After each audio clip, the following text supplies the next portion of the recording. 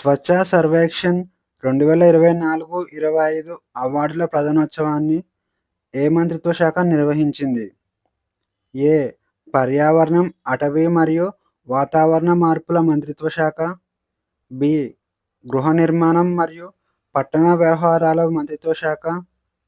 C. జలశక్తి మంత్రిత్వ శాఖ. D. పట్టణాభివృద్ధి మంత్రిత్వ శాఖ.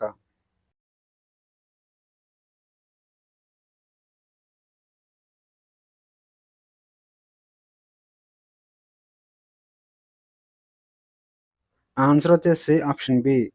గృహ నిర్మాణం మరియు పట్టణ వ్యవహారాల మంత్రిత్వ శాఖ. ఇటీవల భారత రాష్ట్రపతి న్యూఢిల్లీలోని విజ్ఞాన్ భవన్లో స్వచ్ఛ సర్వేక్షణ్ 2024-25 అవార్డులను ప్రదానం చేశారు.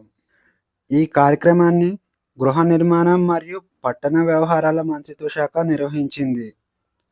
స్వచ్ఛ సర్వేక్షణ్ అనేది స్వచ్ఛ భారత్ అభియాన్లో భాగంగా భారతదేశంలోని పట్టణాలలో పరిశుభ్రత మరియు పారిశుధ్యాన్ని అంచనా వేయడానికి సర్వేను నిర్వహిస్తుంది.